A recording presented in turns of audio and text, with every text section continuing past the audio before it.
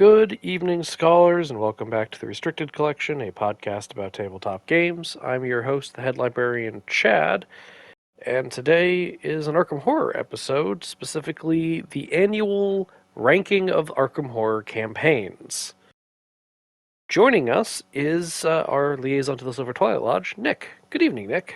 Hello, happy anniversary. Thanks.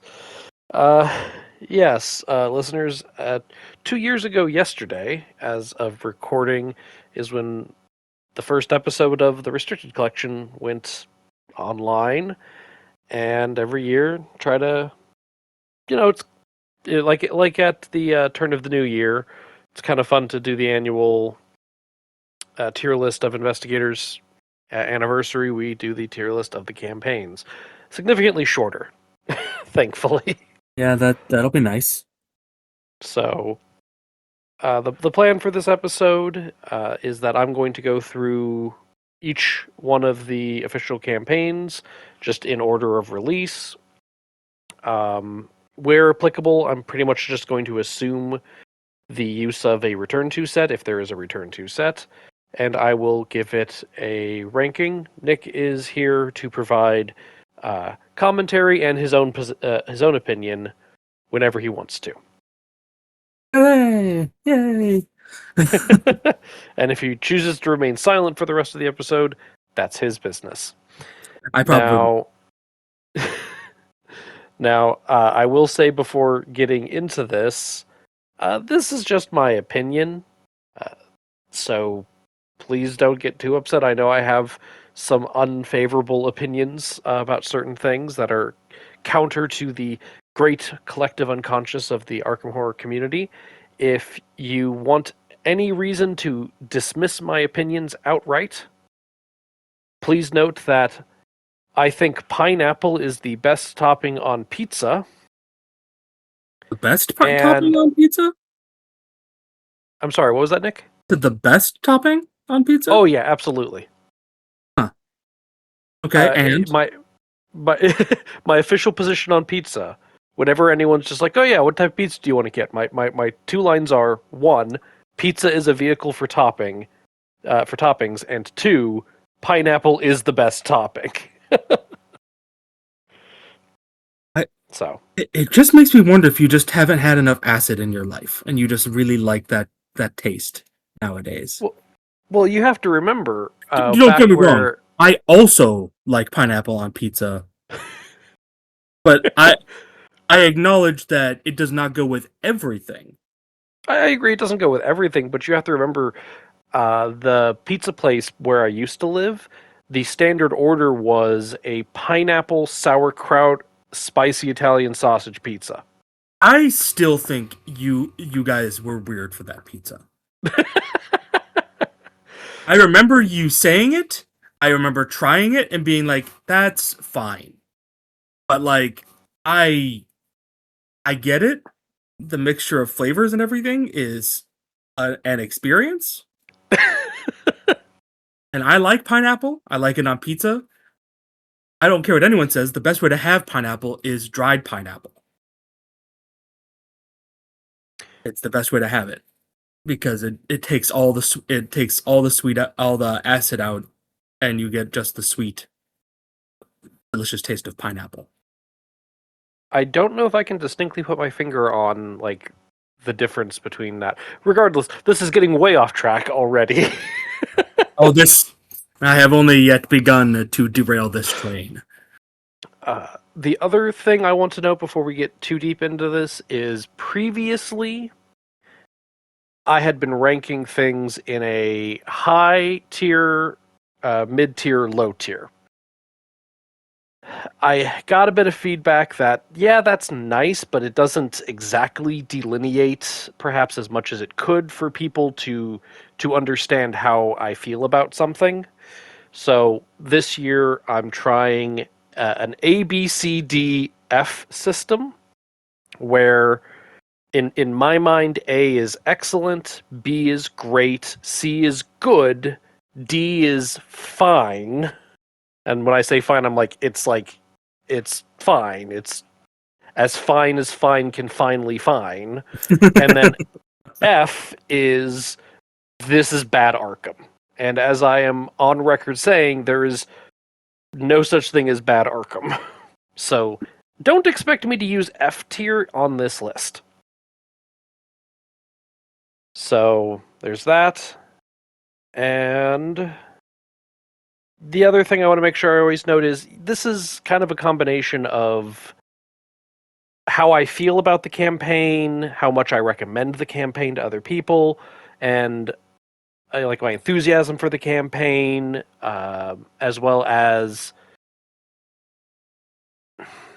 my how much. If you sat there and went, "Hey Chad, do you want to play X?" How much I'd be like, "Yes, absolutely," for such and such reasons. Mhm. So the other thing I've noticed, and I did quantify it this year a little bit, there's a lot of preamble, I'm so sorry. I did notice that the things I most care about are variability slash replayability, side quests and other stretch goals, and then whether or not there is significant player choice. All right, enough preamble. Let's go. Chapter 1's first campaign is Night of the Zealot. And what a night it was. And it is fine. I'm going to put that in D tier. It is fine. I,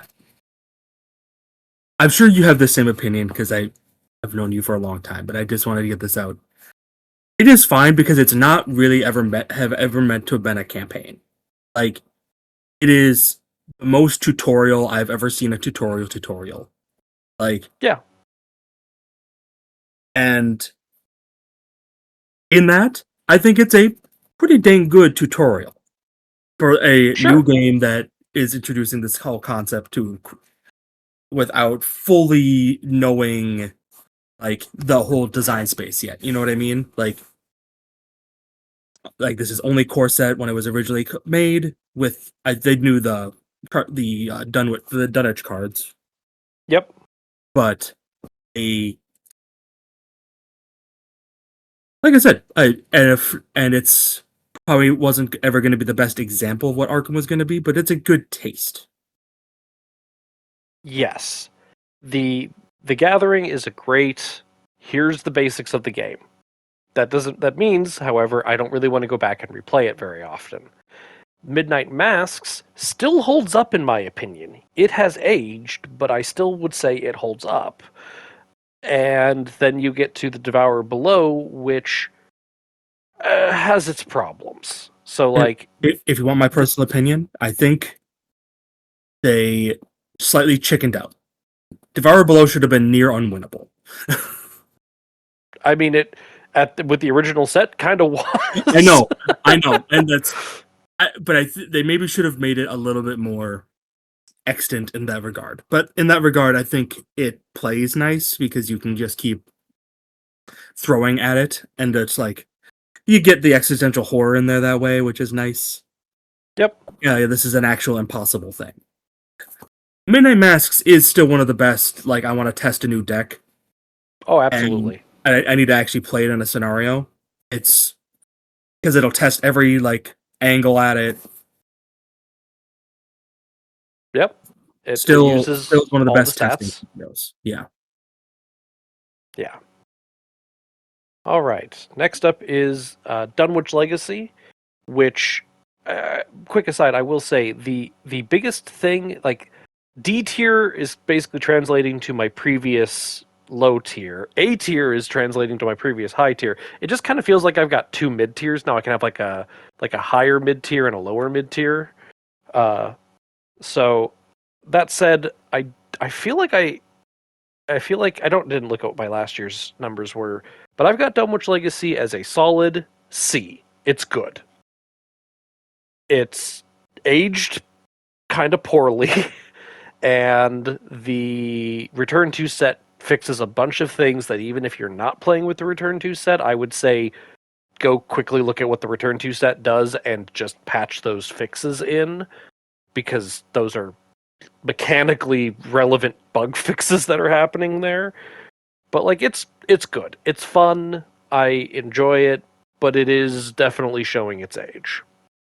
being the first real Arkham campaign and the release model being different because they were trying to match the living card game model at the time, Yep. changes a lot.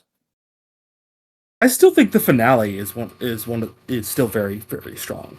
Oh, Lost in Time and Space is still great fun, and I still don't have a good map in my head of how it works.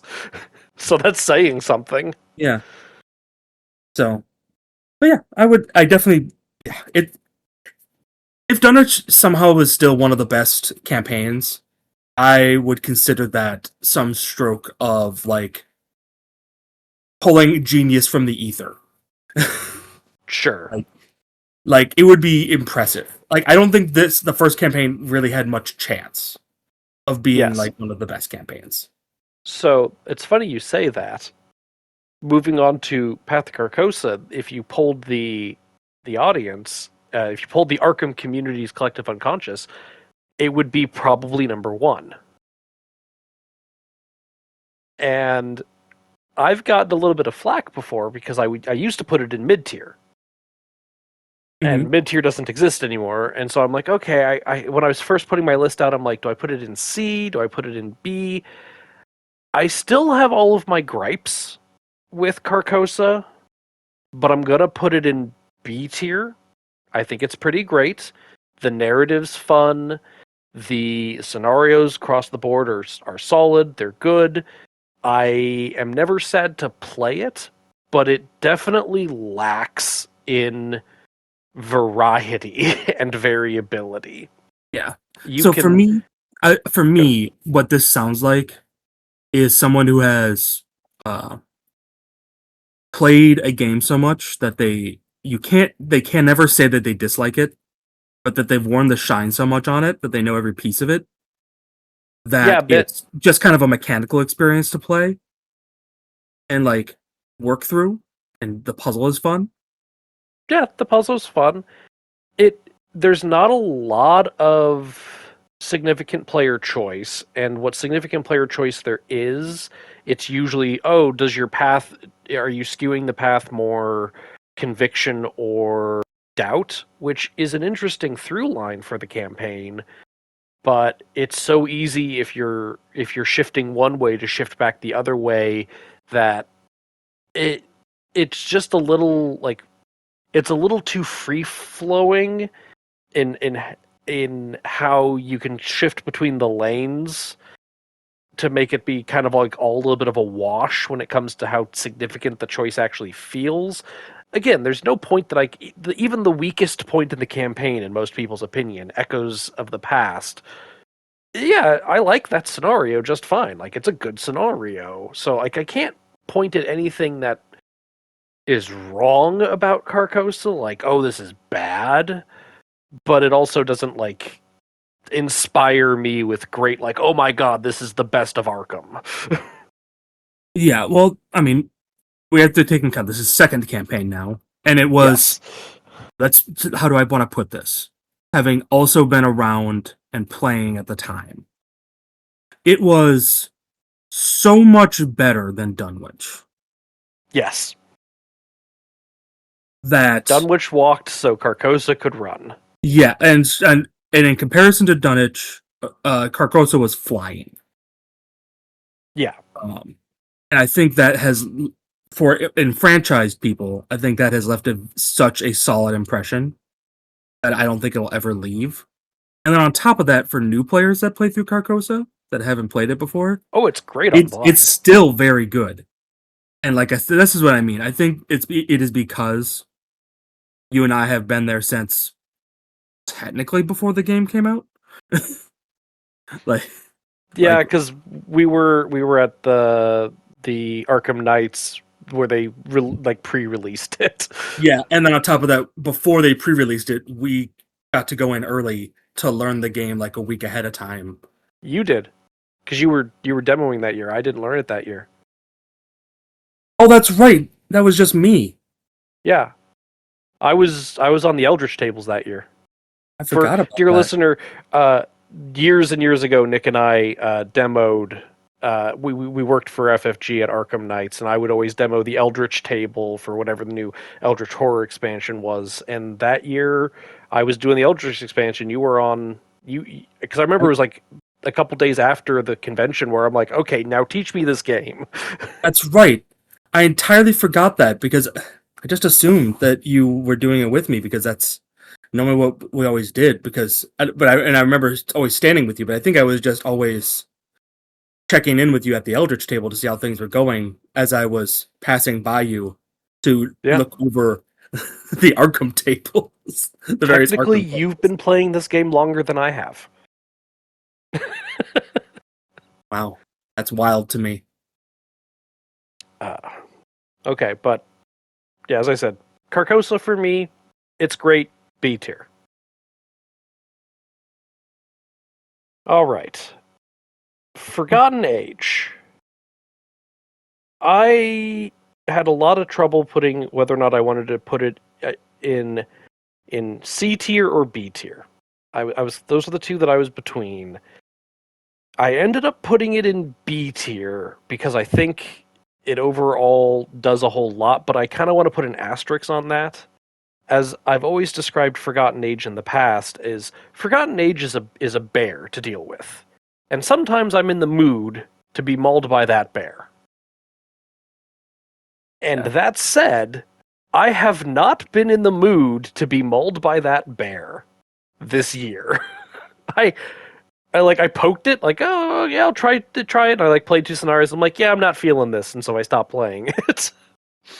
Yeah, that's fair. Uh, this campaign is one that I think has really grown in people's estimations over the years, Yeah. and uh, in my mind, that's why these campaigns should be distinctly flavored, Hmm. as many of them are. But uh, when you have them dripping with the flavor and everything, they at least they are themselves, and then the people will Yep. find them that love them. And I know this was pretty brutal upon Blind, Yes. but as long as you're willing to lose and just play again, Yeah, willing to lose, or like the game is good about failing forward. I mean, yes, but I mean in failing forward, or I mean in just dying. Yeah. I remember MJ when it first came out, and people were like, I have so much trauma after, like, so much, like, weighing me down after the first two scenarios that, like, maybe it's better for me just to start with a new investigator in scenario three. And MJ's like, honestly, that's a story that I like in this campaign. The first expedition failed horrifically, and then other people come in scenario three to pick up the pieces.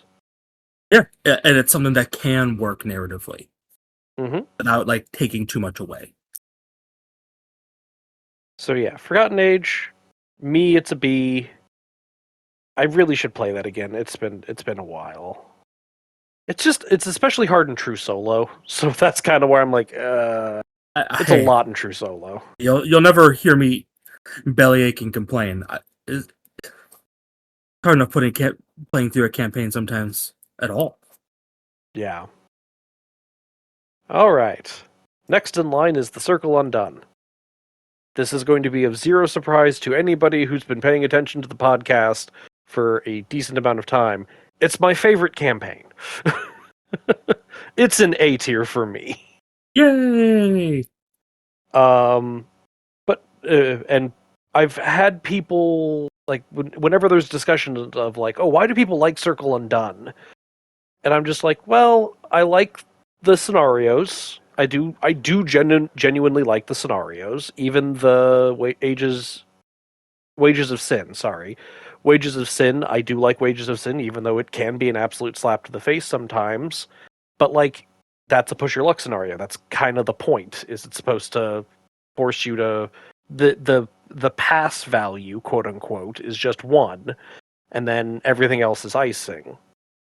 The weakest scenarios in the campaign, in my opinion, are either the secret name, but that one, the scenario number three, the secret name, But that one's fun thematically, having read Dreams in the Witch House, and it's fun to like pop into all these different dimensions, even if Brown Jenkins is annoying as heck.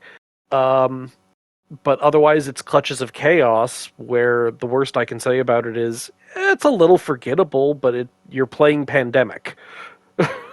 That's true. Like, you're playing Pandemic in Arkham. Like, it's fine. Sure, is the finale kind of random? Yeah. I don't necessarily see that as a bad thing. I forgive a little bit in Circle Undone because the theme is so nihilistic that, yeah, of course I failed. What chance did I have? And then that kind of makes the failures sting less and the victories feel better for me. Um, So to piggyback as well, it's also always been one of mine, if also not my top campaign as well, for a slightly different reason. In that I love the grounded nature of it.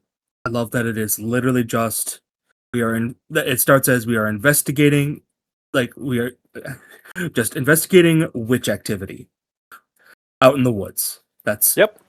how it starts, and then we, in combination with that, we are then going to this house where this spooky thing happened to, and then we meet up with we meet up with a lodge and all these other things that are going on in Arkham, and then they're like, okay, we found the spooky thing. Now, if we can deal with the spooky thing, everything will be fine, right? And then you try and deal with the spooky thing, and when that doesn't work, things go awry. Yeah. And that to me is like what I find so enjoyable about it, and this whole like idea of fate and cycles and other things like that is always a little fun little meta narrative that is playing on top of the campaign as well. Yeah.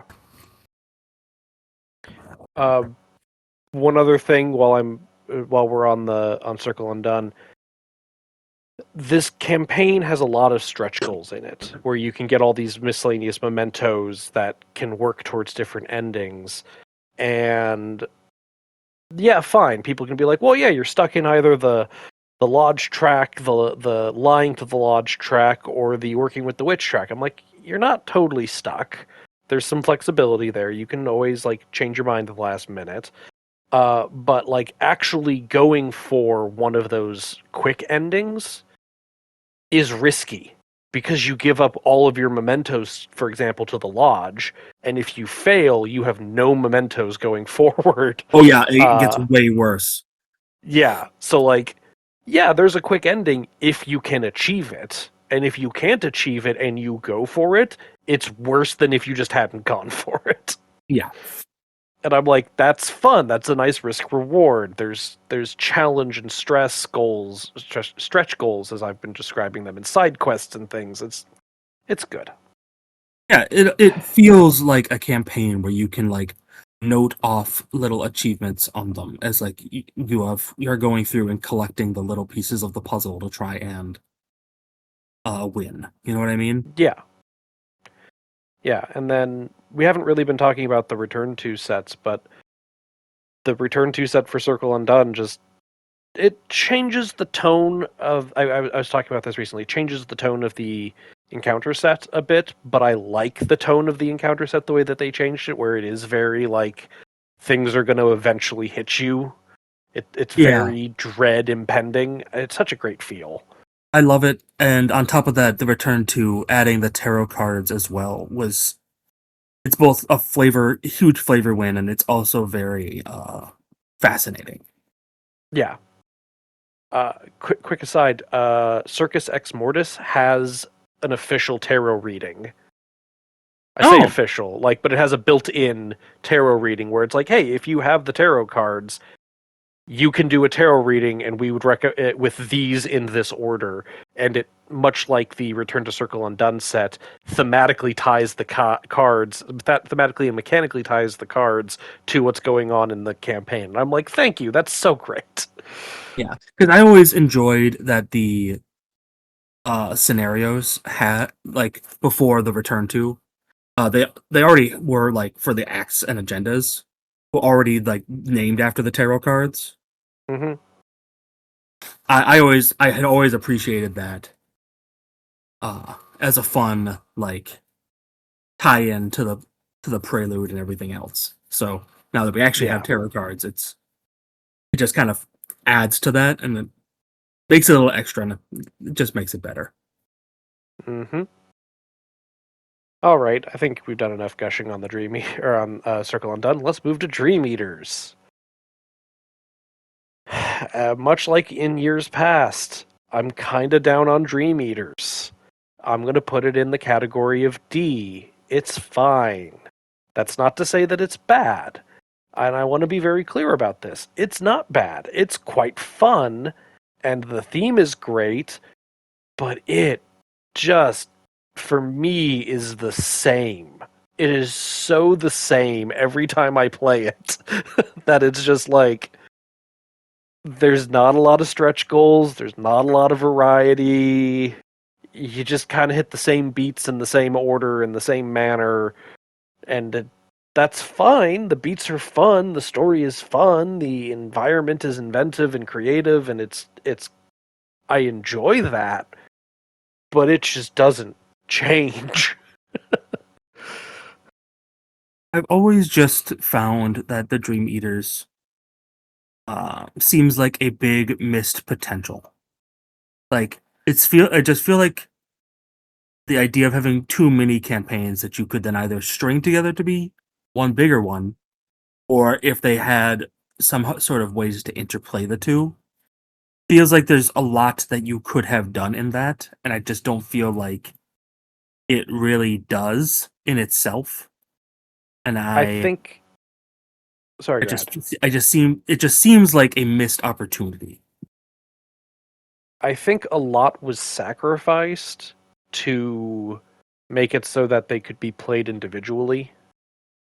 Yeah, and I think that was a choice that they made that I think was in the end a mistake. I think they should have never thought to play them individually, that they were always meant to be played together, and then to tie Sure. them together, I think would have been the smarter way. I, I will never fault them for experimenting. I just Yeah. think in this regard, the experiment falls short. Yeah. Now, I want to be clear. This has two of the best finales in the entirety of Arkham. I just don't love having to play the same scenarios and the same beats to get there. Yeah, that's reasonable. I think easiest example I have for this is just like the point of no return, scenario 3 on the waking side. There are locations in that scenario that you just that has the veiled keyword that if you flip it over and it's just like one of these is a trap. I know which one of these is a trap, so I'm not gonna flip that trap. Like why would I do that? It's such a good blind run experience, but it is such a lacking subsequent experience. Um, Derby K was once putting together an unofficial return to the Dream Eaters to try to address some of this, and I took a look at it and like perused through it. I'm like, this is neat. There's a lot of good stuff cooking here, but he's done with the project.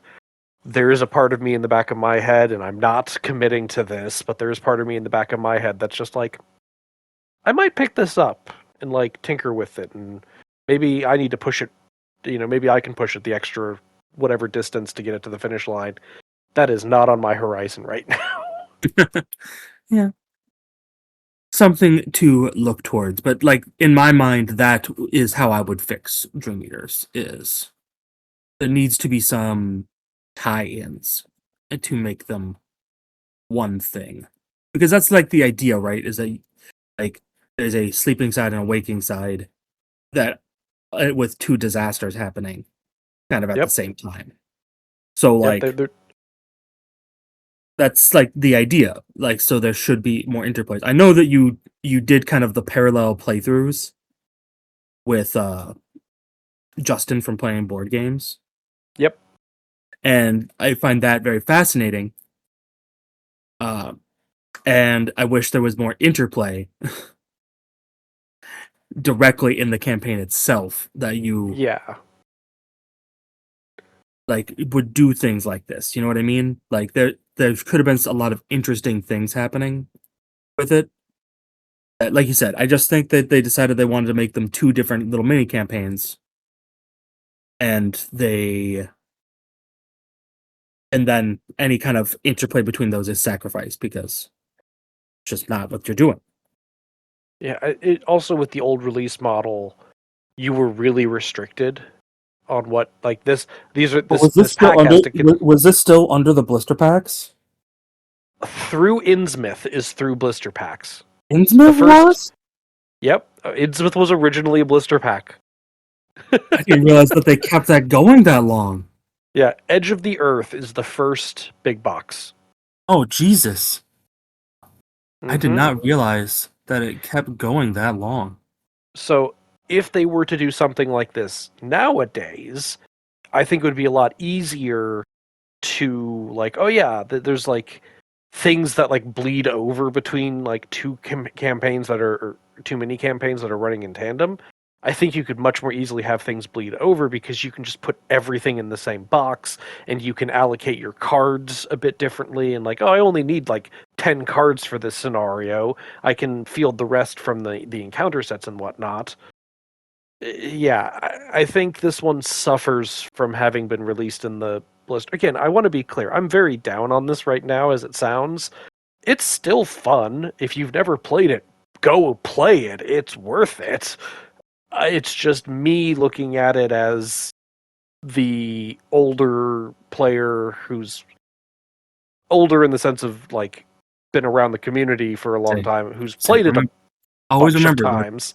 that the head librarian is quite entrenched and has played pretty much since the release of the game. Yeah. So he has 11 years? 10 years? It'll be 10 years of playing this fall. It was Yeah, released, the game came out in 2016. okay. So 10 years of playing this game. Uh, like that's it's a long time, and he's played through all the campaigns many, many times. Yes. So the older campaigns, I've always you need to say who might have a more solidified opinion on, where the newer campaigns are more amorphous. Yes. So, Innsmouth.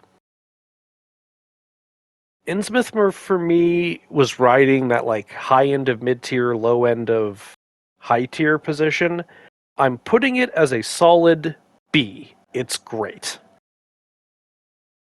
I love Uh, Innsmouth. It was yeah, a good campaign.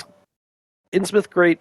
It has a lot of great stretch goals in that you need to like get all of the memories. The it's are they memories or are they something else? I'm just Memories, going to yeah, they're memories. You call got it. them memories. You have to get all the memories. There's some good variety in the variability of the setups for the scenarios, while still like keeping the puzzle alive while putting the like arc of the scenario and the story on a good path. It's I mean, I can grumble over, oh no, they're using deep ones again, but like overall, yeah, Innsmouth's pretty great. Hey, to I be do fair, have they the waited 5 years. 5 years before they did anything with deep ones in the LCG. yeah. Other than the agent set in the core box, yeah, but that's just a little taste. Yeah, I still say that Innsmouth is one of the best written uh, campaigns. Yes, they're and like people grumble. People have the complaint of like, oh, it's so annoying that you have to like not spend your XP at certain times. I've never found that to be a big problem. First of all, it's only Uh, twice. It's twice. Yeah, it's only a handful of times. Yeah, let's go with twice. I don't remember off the top of my head. Um, but like, yeah, okay, that's a little annoying, but I never thought it was a big problem. And then there are people like, oh, you can just play the scenarios in chronological order. I'm like, but you lose something if you do that. Like, there's Yeah, that's something about remembering things and that changing the scenarios that occurred in the past. yeah. I like the looter narrative of it. I think it's very. I think that is very satisfying. And also, it should kind of tell you that they expect the difficulty level to be roughly the same. Like, if you couldn't spend experience, they can't like assume that you're going to be stronger. You know what I mean? So like, Yeah. so I don't know. I enjoyed all of it. It was a very fun story. I still think it's one of the best written ones. Uh, with fun plot, the NPCs also being quite enjoyable in the story itself. Yeah. It's just a fun little thing to peel open the layers of, and depending on how many of those memories you get to see different layers and changes how your character understands what's going on. It's very well written. It also has a very dynamic chaos bag situation as well, because like as the memories unlock and everything, your bag's changing. Oh yeah, the bag is terrible to start, but you can recover some memories and make it easier. But then if you recover even more memories, you make it worse again. Yeah, like that's so interesting. Like that, like it's just so it makes it so much more interesting, and that's like I, I I just think they hit the Luna narrative very strongly with Innsmouth, and then on top of that, all the scenarios are fun to play through, Yeah, and like depending on who you're playing and everything else will drastically change like what you're able to do in all of them. yep, yeah. No, Innsmouth. Yeah, Innsmouth's ones where again, if you came up to me like, "Hey, you want to play Innsmouth?" I'm like, "Yeah, sure, that sounds great. Let's go play Innsmouth." All right. Next up is Edge of the Earth, the first big box. Last year, I think I put that in low tier purely because, as I've said, part of my rating is my enthusiasm.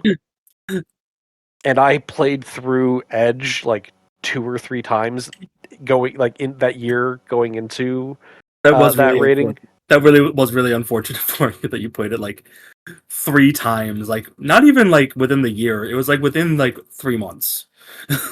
And it's just like there's so like I was kind of low on like, and I think I admitted it last year, just like, hey, I'm putting it in low tier because I really like it's a good campaign, I just don't want to play it right now. So I'm gonna put Edge of the Earth as a solid C tier. It is good. I have not played it in the past year, and that has let me kind of refresh on it a little bit. um my biggest issue with it. Like the scenarios, I love the variability in the scenarios. I do recommend for anyone who doesn't do this, if you're playing Edge of the Earth, randomize the locations in the um, randomize the locations in the first scenario. That makes that one a lot more interesting. If you don't immediately know where the best location is, Ah, um, that that's a just good makes it choice. more. Yeah, there's you can find it online. Somebody you can even go to Inexorable Fates and get little printed mini cards to represent the locations. So all of the locations of a for example, you start at the crashed plane, the crash site, and then there are three locations. Those three locations in like are randomized, and then the locations that they connect to are like randomized. So it's the crystal mine, I believe that's what it's called, which is the best place for shelter, is still super hard to get into, but you just don't know which one of the three super hard to get into's it is. And I just think that makes that scenario just sing a bit better. It's more engaging, which I appreciate. But there's a lot of great stretch goals in this campaign, from finding the supplies to hauling the supplies up the mountain to getting the pairs of tokens to do miscellaneous things and for recording in your campaign log or adding tokens. there's a lot of great stuff here. That said, my biggest ding against this campaign is going to be how I I appreciate that people randomly die in real life, and I appreciate that for the purposes of the story, people randomly die. It just it does take away a good chunk of player choice, Yeah, which is at the service of the narrative. But having played it a number of times, like I have, it's just like, who's dying now? Ah, damn it, it's this one, which is a little more annoying than it is exciting for me. But like again, that's my biggest ding against it, and that's just me being crotchety, grumpy old man. yeah. I mean, so all the campaigns I try and relate to the type of narrative that they are, and this is what's the genre I want to call this? Mountain Survival horror? survival genre. Yes, but specifically about mountain climbing. There's a specific subgenre of survival horror that is like climbing mountains and Yeah. surviving in that kind of like scape. Wilderness survival? It's not just wilderness survival because the when you talk about wilderness survival, the terrain matters. Like Yeah. surviving stranded out in the ocean or on a desert island is different than being stranded in the jungle. You know what I mean? Like Yeah. like specifically like on a mountain and or in a cold place. Uh which surprisingly is like a subgenre that like I have seen plenty of like stories in. I don't know why. Just how things go in my life, I guess. Um and that's so I was never bothered by that because that's kind of part and parcel with the genre is that like in order to keep tension, like there will be a point where everyone's climbing or anything like that, and then suddenly a rock will fall and someone will fall. And Yeah. they're gone. Like there's no recovering them, they're gone. Yep. So and in that way it kind of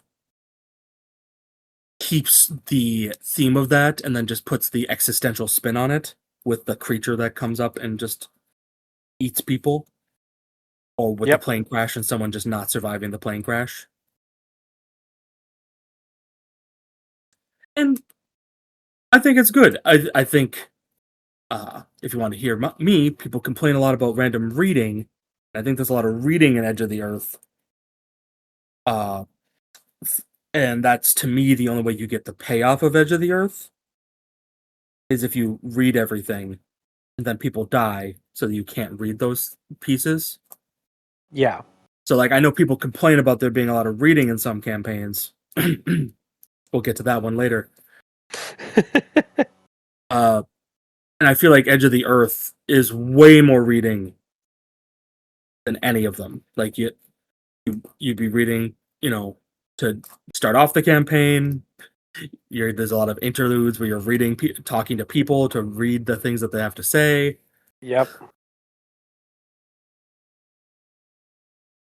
Like that to me is where the payoff of Edge of the Earth comes in. Is in those interludes and the readings of the characters that you're taking on the expedition. And so Yeah. if it were just like that you got to save them all or do everything with them, I feel like the campaign would be less for it. Yeah. The partners are a very big part of the campaign, and their random death is very on genre. Yes, I know there are ways you can prevent them from dying. For anyone who's been complaining about that in their head, yes, I understand that there are ways to prevent them from dying, but like the the the random death serves the narrative, it serves the genre. I grant all of that. It takes a very core part of the campaign mostly out of the player's hands, and that's kind of my like gripe with it. It's just like, okay, well, you've taken a lot of agency away from me. So the variation in the I have a tendency of having the same person die within like the first 2 random deaths, which means my campaigns often lack that person and therefore the benefit that they provide and the narrative that they provide. And so me playing through it again, like, oh, I really want to experience something new. And if they randomly die in the play crash again, it's like, well, shoot, I either need to re-roll, which feels disingenuous, or continue on with a version of this that I've already kind of experienced. I mean, This is me being if overly complainy, to be I would clear. say, yeah, I would say if you really need it, you can always just say, well, this guy died first the last time, so I'm gonna just make that person gets the first to death immunity, and it has to be Yeah. someone else. Like you can always do that, right? If Yep. you want something to be different. Um, so there is that. I don't know. I feel like in this regard, there's not much agency being changed. I mean, this is a game where like there is an auto fail token, so like Sure. we only have so much agency in said game. But I don't disagree with you. I just don't think that the goal is not to save all of your partners. So No, in fact, there's an achievement for everyone dying but one person. right, One so specific person.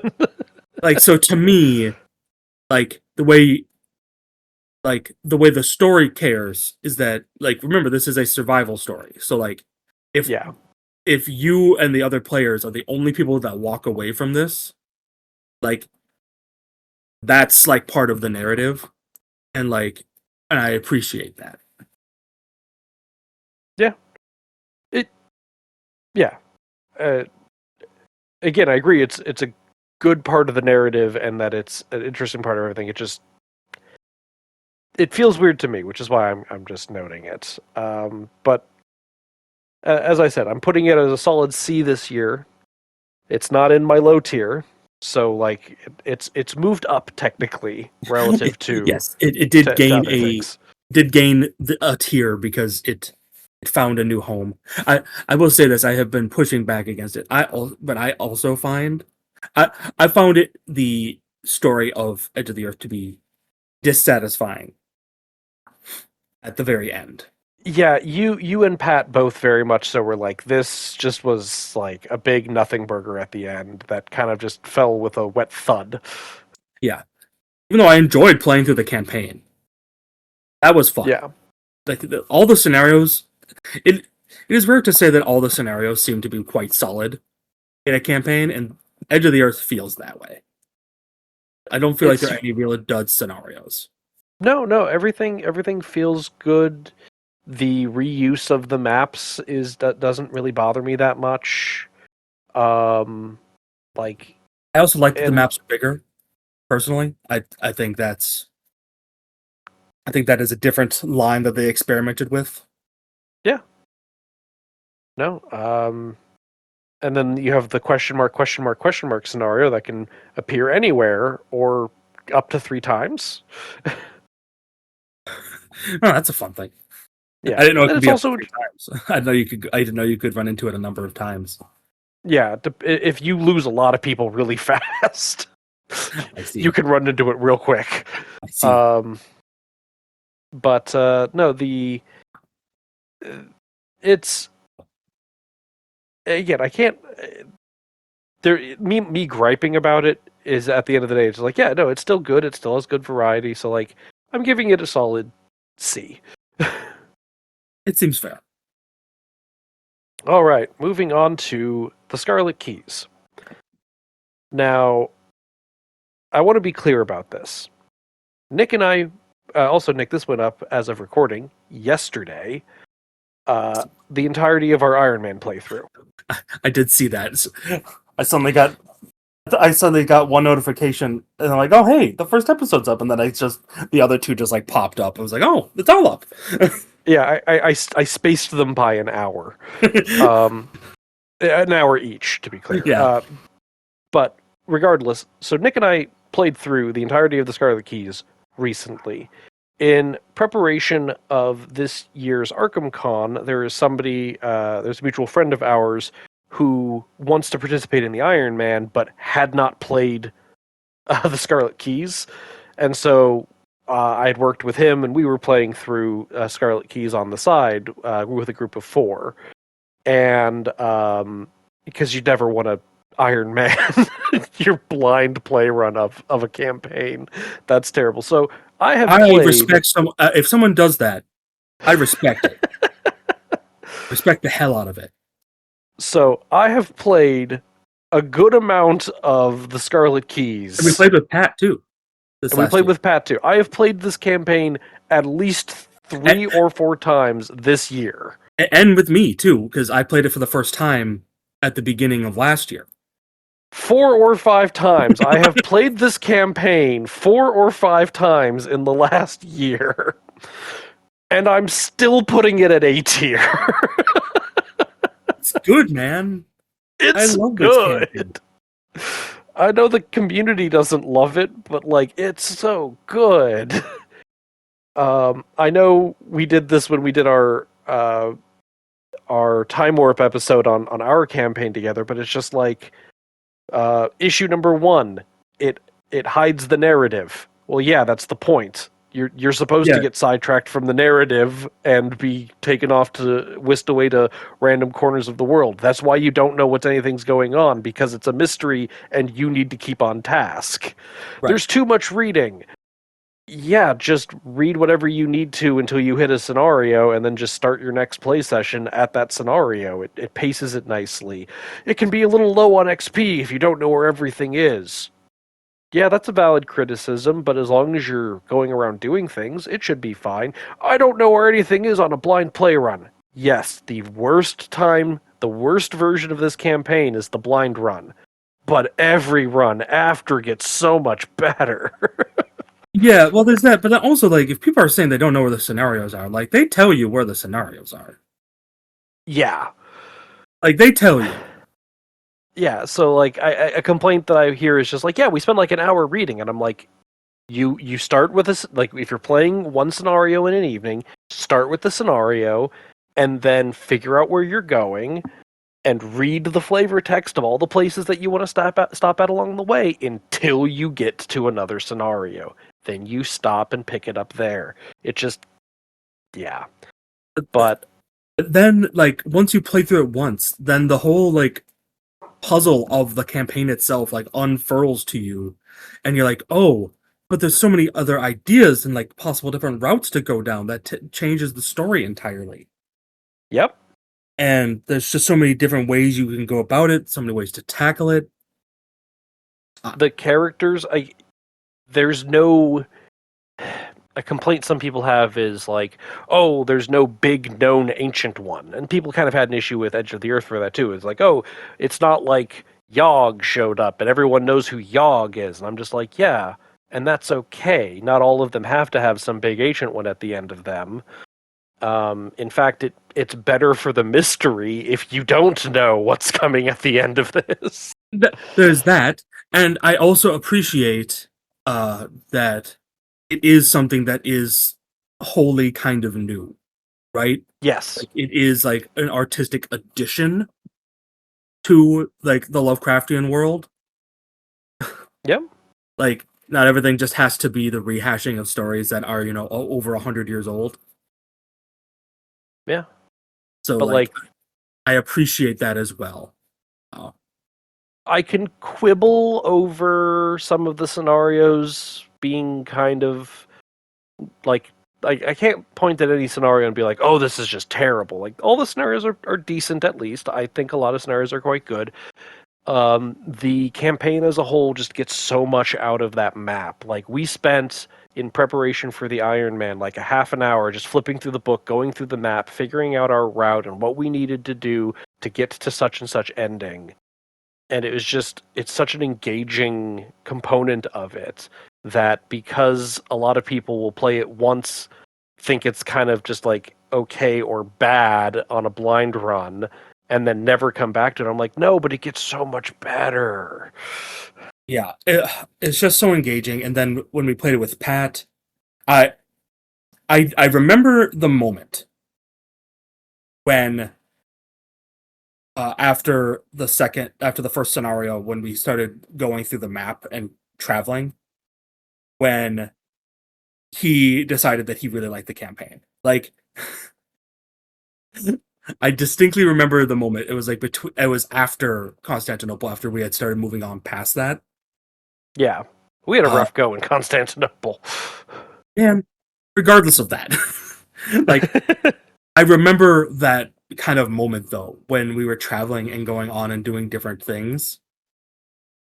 That and he was like looking at all the dossiers and trying to decide which was a mission critical like thing to investigate and then go and engage with,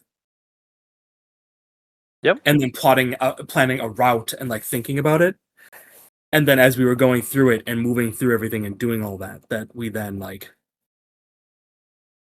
uh, are working through everything. It's very satisfying in that regard. And then on top of that, like it's so frequent that you can have it's so easy to have different stories with it too about how you like, oh yeah, we went this way and then we did this and then we stumbled onto this thing. And so we decided to follow this lead going into that. Like, if they were still doing return to boxes, this is one of the ones I'd be looking forward to for a return to box. Ooh. Yeah.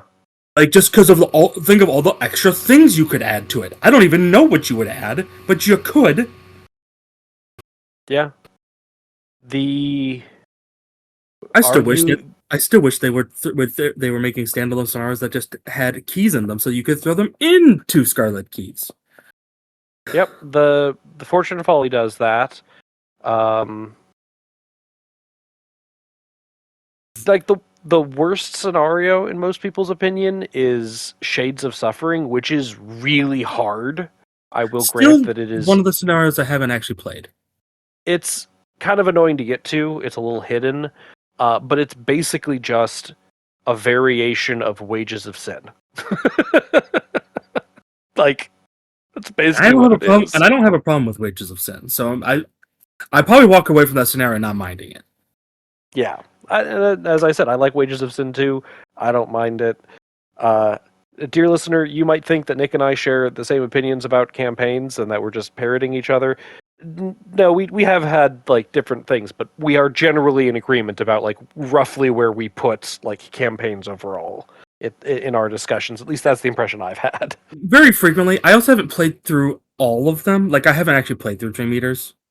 But Yeah. I remember the discussions and doing that when it first came out with you from the very beginning, and on top of that, quite frankly, I have never been all that interested in the Dreamlands for the Lovecraftian world. It's just never been the most interesting thing for me. To Plus, they get to have your guts, and why would I ever yeah, willingly subject myself to those monsters? they've got Gugs, and they have a Dole. Right. So why are we even doing anything with the Dreamlands? The thing that No, you hate and the thing that I hate. yeah, no. There's a scenario. There's a specific scenario that has both Gugs and Doles, and I'm just like, this has just. It has Gugs. That's what it is. It has Gugs, Doles, and Richard Upton Pickman. The three things I hate most in all of Lovecraftian mythos are Gugs, Doles, and Richard Upton Pickman, and they are all in this one scenario. I do also have to state that my hatred for Gugs is far more shallow than this. It comes entirely from Eldritch Horror. That's mostly why I hate Doles and Gugs too. It's entirely from it because those freaking things are so hard to kill, Yep. and it just is a pain. And I just hate them. And anytime we have to deal with the Dreamlands is when they show up. It's Yep. like, wow. But sorry, to not to rag on Dream Eaters more, but to your earlier point about Circle Undone, where you like a more grounded narrative like Right, experience, Dreamlands completely throws that out the window.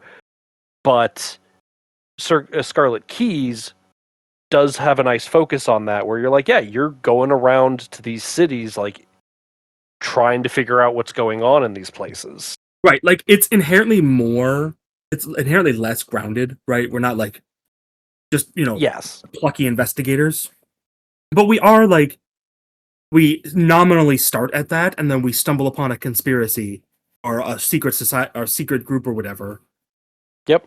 and then they like Perfect. Deputized. They put a little star on us and and then push us out and say go.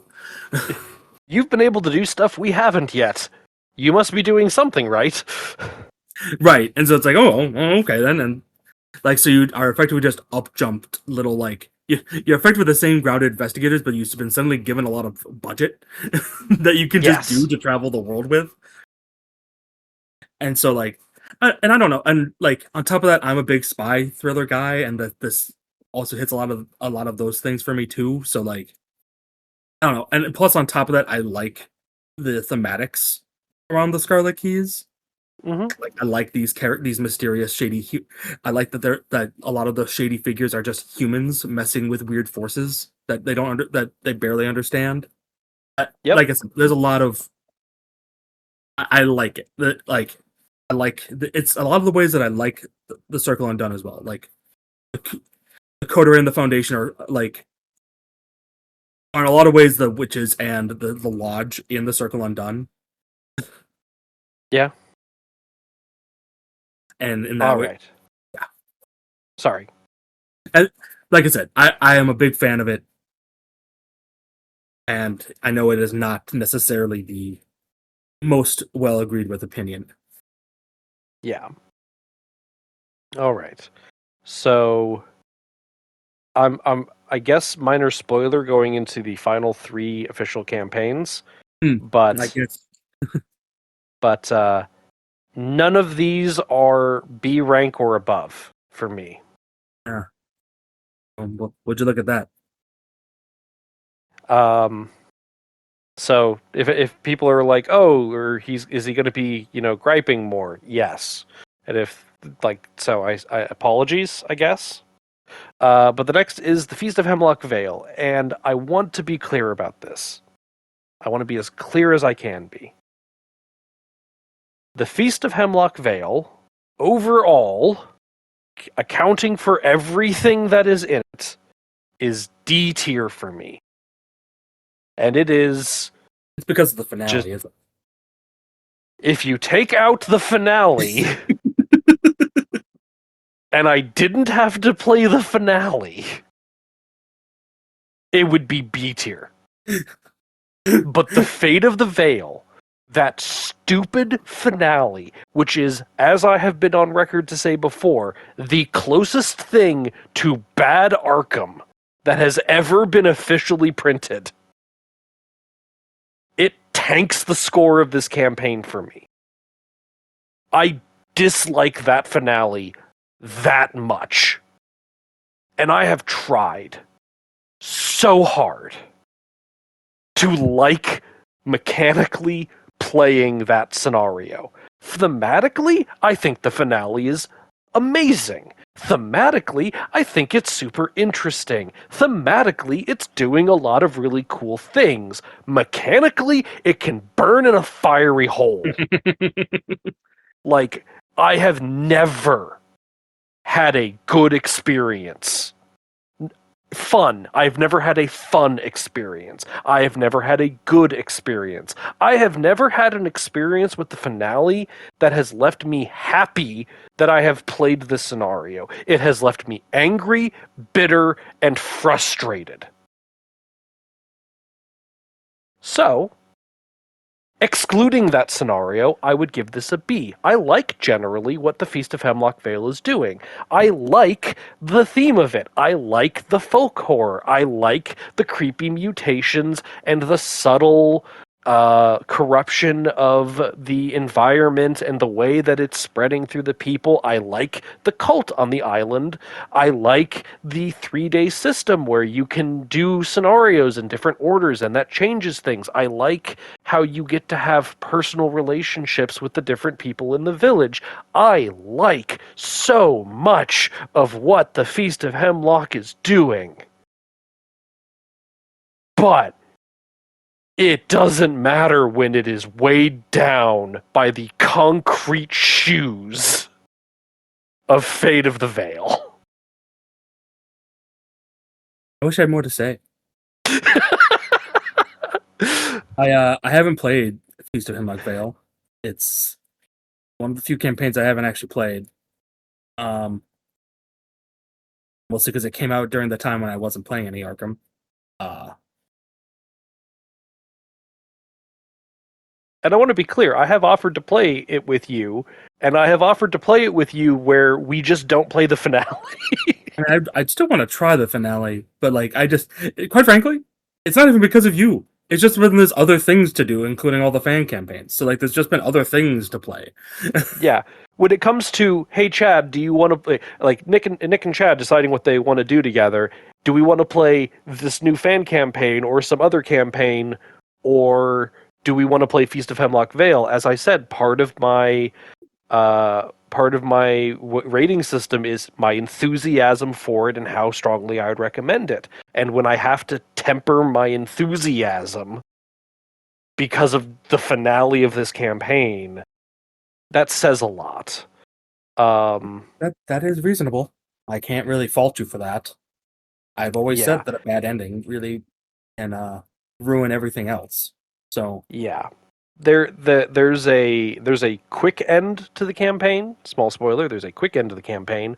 I prefer that ending to the like quote unquote good ending of actually playing Fate of the Veil. I'm not going to get much into this. I feel like I've ragged on Fate of the Veil enough, but Nick, in case you weren't aware, uh, there's a our Arkham friend of mine and I who went through and crunched the numbers for True Solo, mhm. and being exceedingly generous.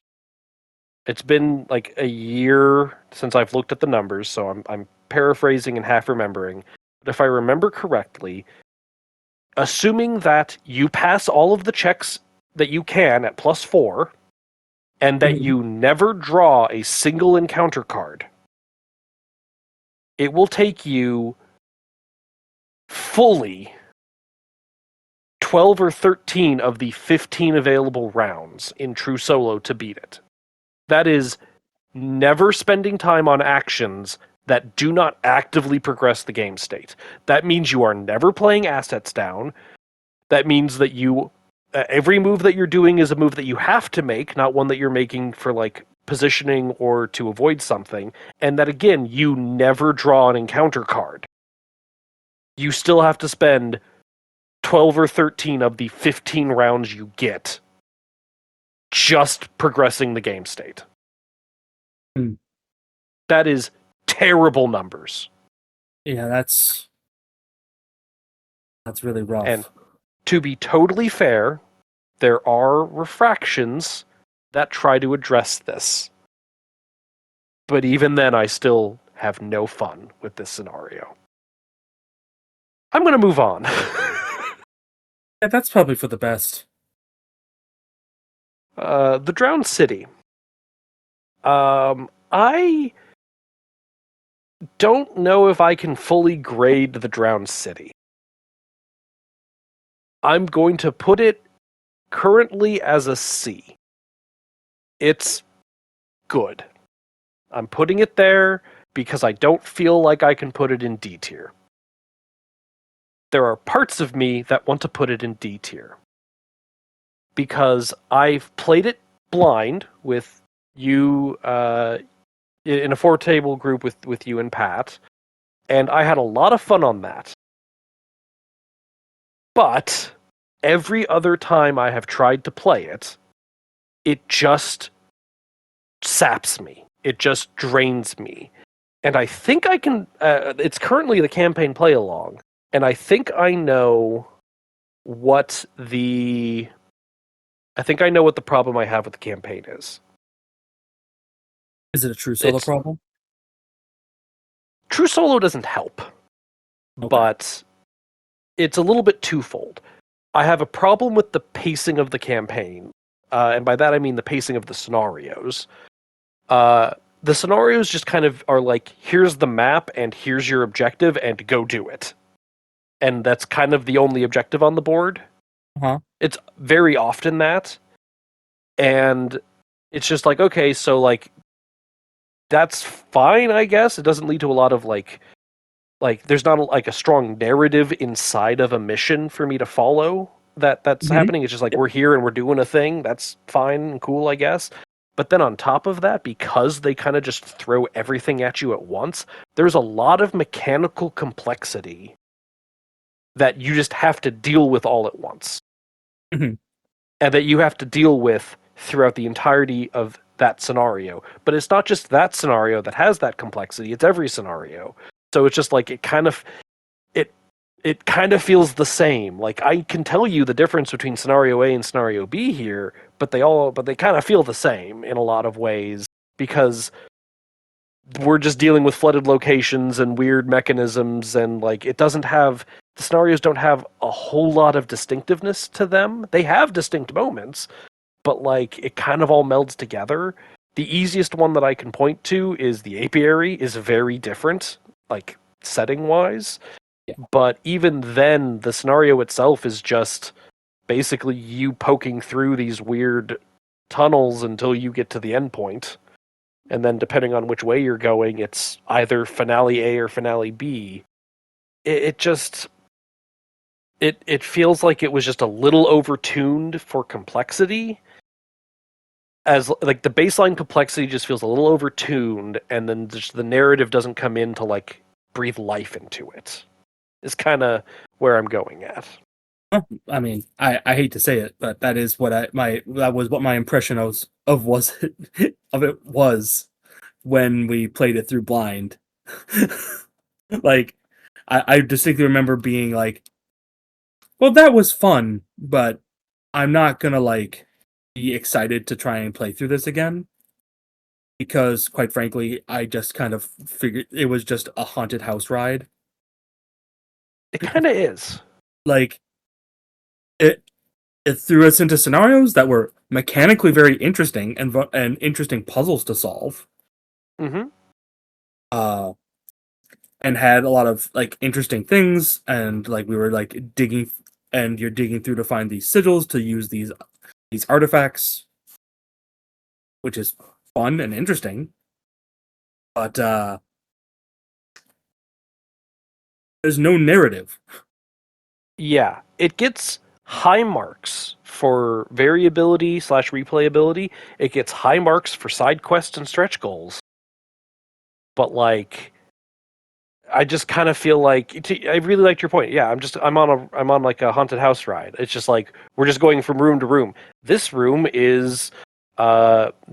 has a mad doctor who's experimenting on somebody. Go to the next room. This room has a vampire coming out of a casket. Go to the next room. I can't say that any of the rooms are bad, but there's just like Yeah, like they're not like so drastically different themed. Like sure. like that I can really they're not like so like they keep the theme pretty close. Like the apiary is weird, but like if knowing the landscape of it now, I kind of understand the shape of Yeah. relay that they've presented, and like I understand kind of how it flows, right? Like I understand the geography. Yep. But, like there's just not like to me there's nothing interesting. Like going two different directions doesn't really mean anything. It just changes what is happening, but it doesn't Yeah. change what you are doing. There's You not know a what I lot. mean? There's no choice really. There's Like you no make your choice narrative and then you're just choice. on the track. Yeah, you're not there's no narrative choice. You're literally just choosing what mechanical effects are going to be happening to you at what times. Yeah. And perhaps emblematic of my problem with the campaign is we played through it together. I Mhm. tried a couple of solo runs. I can't remember exactly how many, at least two, or just say two for ease. I tried a couple of solo runs. I'd get halfway through and then just lose steam.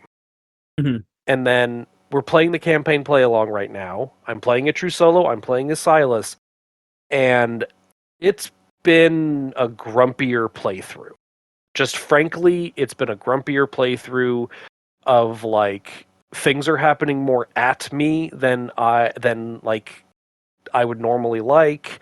And spoiler, I guess, for the episode the most recent campaign play along episode I put out today, I died. Like Oh, defeated.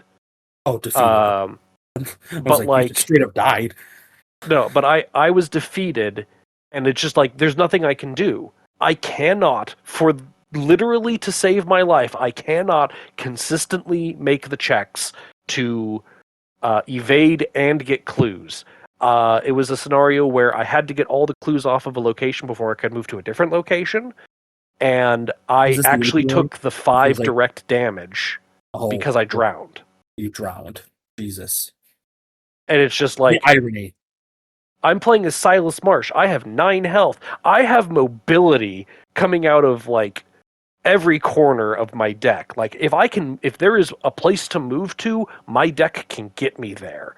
But when I am locked down and then the first enemy I draw spawns another enemy on top of me, it's Oh, just like, okay, I'm not ready yet for this. And I don't know, if you're looking for an absolute, like in retrospect, now that I'm not playing it immediately, if you're looking for an absolute like storm of the worst things happening in rapid succession, it can be funny and educational from that point of view.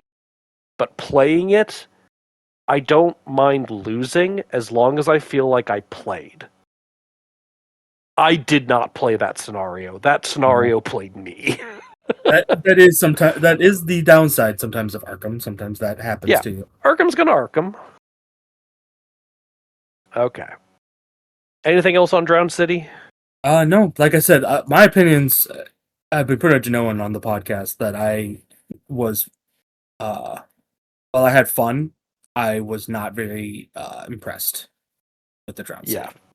For anyone who wants, in my opinion, a better Cthulhu campaign, as I've said before, the Beard made Cyclopean Foundations. I think that is a better Cthulhu campaign. So, Once again, I just having heard the designers talk about this campaign, there's a lot more that I understand uh, like, about it. if they went with the Metroidvania design that they briefly mentioned they were looking at, then I would be way more forgiving of these, like, more basic, oh yeah, here's a map and here's like a go thing to do, because then you're trying to see how efficiently you can make your way through it. But putting that design into the traditional, oh, you're in this area and here's your doom clock, Yeah, doesn't work it as just th- it's just not it's just not there, man. It's I wish they had just tried to swing for it anyway. I know if they said that they couldn't do it, like it must have really not worked. and Um, I guess I should be clear. I love Scarlet Keys, but they swung for the fences on that one, and I'm not going to say it all worked, but it worked enough that I still super love that campaign.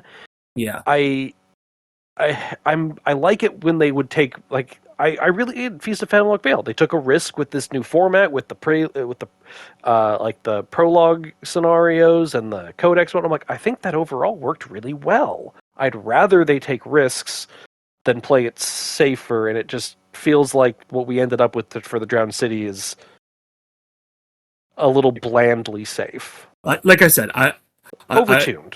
I don't want to rag on it too much, but I also I'm just not a fan of the whole first scenario and then going to relay and having all this whole thing that doesn't matter in the end. Like Yeah, the whole whatever they call them, the little quest things that were given at the beginning, or tasks. the tasks. That's what they were. Like I thought that that was a cool thing. I was looking forward to it paying off, and then it only Oh, does at the very end if you follow the campaign through a certain way. Well, yep. the main way, the way that almost everyone is going to. Yeah, we decided to go take on Cthulhu for Hey, reasons. we found it. We didn't even know that's what was happening. Yeah, that's fair. We stumbled into the secret ending. Uh, but my whole thing with it is like I don't like that. Like we if that's all they wanted from us, we didn't need to do that. I still think that that whole first scenario is not needed for the campaign, and like it's Yeah, just not interesting I don't think it in really context. does anything. Like, It doesn't. I remember us being excited of like, oh, that we defeated Naomi and saved Sadie. I wonder how that's going to pay off. And then it doesn't have you put that in the campaign log. And I'm like, Right. that is such an easy win. Just mark down which one we sided with and have it help us in the end. Right, but like it. it's to me like if the whole point was to like go on this Metroidvania quest in Aurelia, I don't need to start in Arkham. No, just put me Right? in Aurelia, yeah. Like that's the whole point. Like the Forgotten Age doesn't have us do a scenario in Arkham. Not first. Right, that's what I mean. Right? Like we're not like having a first scenario in Arkham. Like Yeah. with like it does a whole bunch of things. If you want to like have us make choices and questions and do all these other things before we start, sure. That's always a fun thing to do to unnerve your players on a blind run. Have them make choices before they've actually played a scenario. Yep. Okay. So, moving on from Drowned City, we get to the first Chapter 2 campaign, the Brethren of Ash. Which is just Night of the Zealot. Which is Night of the Zealot 2.0. But charbroiled. But charbroiled. Double roasted. Or no. What is it? Like double fried? Yeah. Yeah. Spent a lot of time in the smoker. Yeah, so I want to be clear about this. I'm putting it in D tier because it's just Night of the Zealot. It's Night of the Zealot again, but with 2.0. And much like Night of the Zealot, I can't sit there and go, it's bad. It teaches you what it wants to teach you and whatnot. Sorry, before I get on my tangent, it teaches you what it wants to teach you. It does a good job. The middle scenario is a great, much like Midnight Masks, because it's kind of effectively Midnight Masks. The second scenario, Smoke and Mirrors, I believe, does a good job with a Push Your Luck scenario. And the finale is more better balanced than the Devourer Below. So overall, I think it is better than Night of the Zealot, but it is effectively Night of the Zealot. Yeah. So, and I mean, I can't say I'm enthusiastic about it. Yeah, like that's all I just want to say about it. Like, it's not really like saying much because it's a tutorial. Yeah. It came in the core box. Yeah. Once again, if your core box is your best thing, I think that's a problem. I do think that it has some issues for player balancing. I've played it through in solo and thought it was surprisingly nice to solo players. And I've played through it at 4 players, and it is kind of mean at 4 players. Like, almost the numbers are just... The numbers don't scale out of... Did you play with curve. only Chapter 2 cards? We were only playing with Chapter 2 cards. I wonder if it was a question of deck power. More than... Maybe, but theoretically, all of the Chapter 2 stuff should be balanced to just Chapter 2 stuff. Yes, but... I'm just saying. I know, but like, we're talking about cutting out 10 years of power. Yeah. From the card pool. And like... I know that not all the factions got the same amount of love at the start of Chapter 2. So... No. I just think that it seems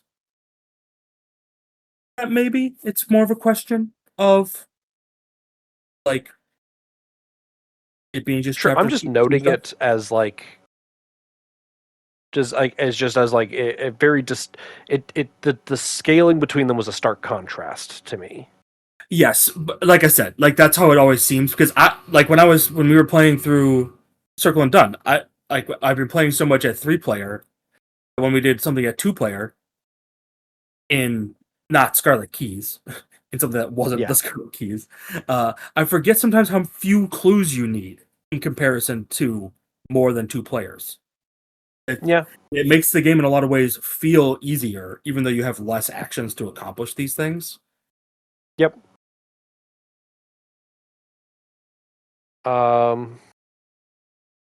Yeah, but I haven't played through Brethren of Ash enough to really give like it's clearly broken at like the numbers are bad at this. I haven't done anything like that. This isn't Fate of the Veil. It hasn't gotten under my skin that bad where I wanted to actually crunch numbers on it. And once again, Um, it's fine. yeah, it's It's the fine. Like tutorial. If you lose in the finale, that's the time to lose. Like, I don't know. yeah, exactly. All right. So as of recording, the next the first campaign that's not Brethren of Ash for Chapter 2 has not yet released. Um, It's I soon, isn't it? Though. it's in the next month or two. Forgot that was So coming out. yeah, so I have high hopes for what this one's doing. It looks like it's doing some interesting things. It uses, depending on your difficulty, it uses different encounter cards. Sorry that So the like I love for playing with it. So these things so much. I love it. Love it. Go wild. Go buck wild. yeah, Design. if you're gonna give us like at most 5 more like they're not micro campaigns. I don't want to put that, but if the standard scenario length is going to be 5, I want you being the designers. I want the designers to experiment more within that space to make it be like, yeah, there's some different paths you can take here, or some different things that really shake it up that we necessarily couldn't do in a more linear or a longer or in a more long campaign. I'm like, sure, do it. Do whatever you want. Go crazy. Make it memorable because that's what's going to stick with me more. So I'm hopeful about. I mean, not that I'm like, it's going to be terrible. I'm not hearing that at all. But just like, I'm yeah, just excited to see what they put out. Like they've yeah, changed the structure, and I really like. To me, it signals a certain sort of design ethos that you'd want to do in order to like keep up the quality that you are like wanting of yourself. So like I would expect the scenarios to be, bigger, fuller, and like more modular. So like yeah, I'm interested and excited to see what they put out with it. me too. All right, so to recap, starting at the fine category, I have Night of the Zealots, Dream Eaters, Feast of Hemlock Vale, and Brethren of Ash. For the good category, I have the Dunwich Legacy, Edge of the Earth, and the Drowned City. For great, I've got Path to Carcosa, Forgotten Age, and Innsmouth. And for excellent, A rank, I have The Circle Undone and The Scarlet Keys. I'm pretty happy with this list. Yeah, I mean, I can't really fault you. I Everything I Uh, see here, everything that we've talked about, I mostly agree with. yeah, Maybe for different there, reasons, but yeah, there are definitely people who can fault me for things. Like I know there were people who commented on our tier lists for the investigators, like, "Oh, this is just a troll list to get reaction." I'm like, "No, this is legitimately the list that I put together. You're allowed to disagree with me, and that's your prerogative." well, that's what I remember. So That was there were some interesting comments on yeah, those. I remember that uh, now. yeah, but regardless, as I said, this is my list. Take it as my opinion because that's what it is. I'm coming to this game looking for certain things that other people may or may not also be looking for. So take it for whatever that's worth.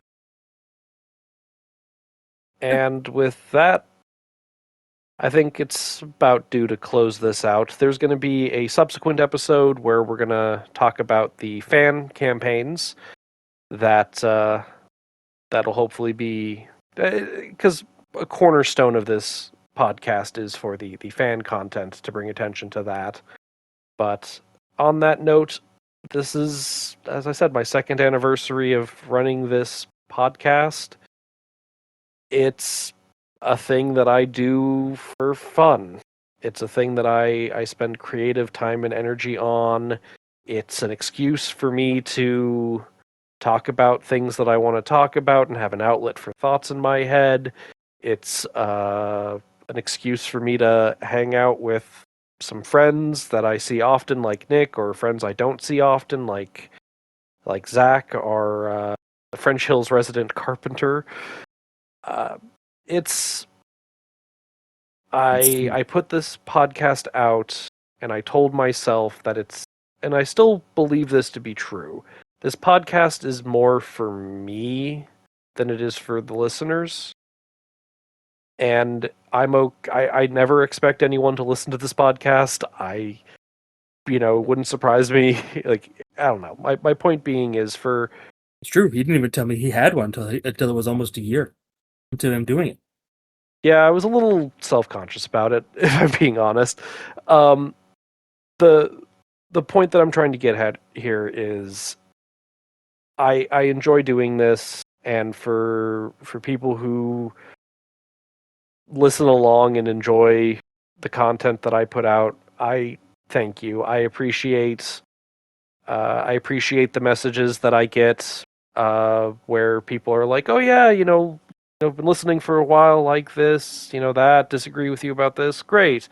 I went to Arkham Con last year, and man, I was such an awkward Midwestern person about people being like, "Oh yeah, I like the podcast." I'm like, "Thanks." I don't know how to respond outside of just kind of like an awkward "Thanks, glad you enjoy it." But as a blanket statement, just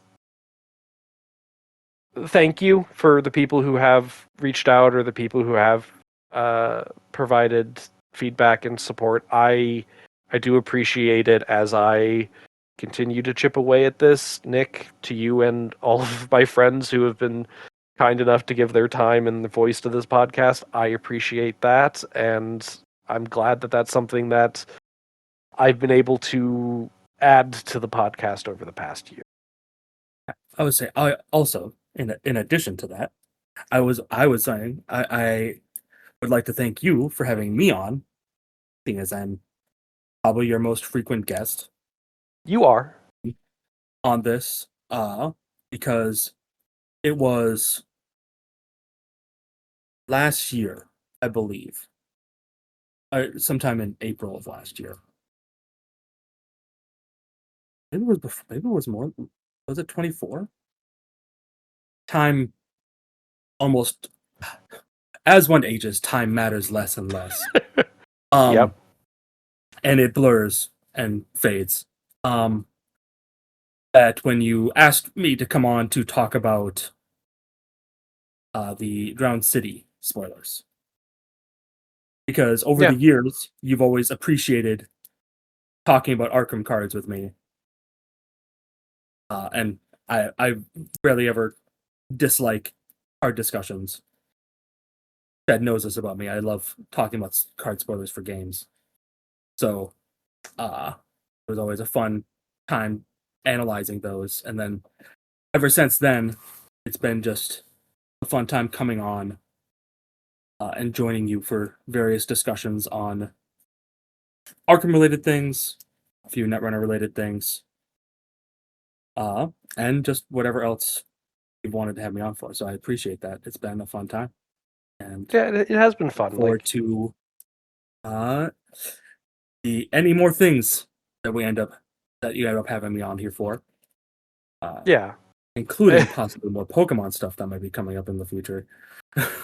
We'll probably be talking about more Pokemon stuff. But like, no, if I didn't say this on the Netrunner podcast episode, it's just like I every single time we record something or I record something with people, it's just like you all are doing me a favor. So like, if I never want it to be an expectation that anyone else comes on here. I never want it to seem like I'm exploiting you all for content or anything. It's just like, if you want to come on and talk about Arkham cards, happy to have you. You want to talk about Netrunner cards? Perfect. I'm happy to give you a platform to do that.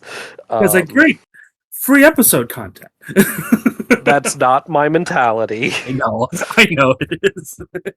But yeah, as I said, I'm I'm grateful to have this outlet. I'm grateful for everyone to come on. I'm grateful to anyone who listens to it.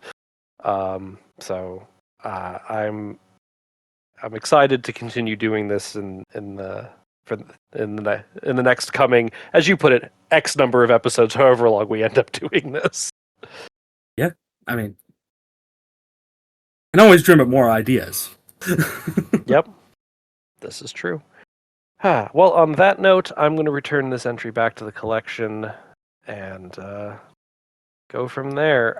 If anybody wants to get in contact with anything, feel free to reach out to me at therestrictedcollection@gmail.com. Otherwise, you can find me as Head Librarian Chad on Discord.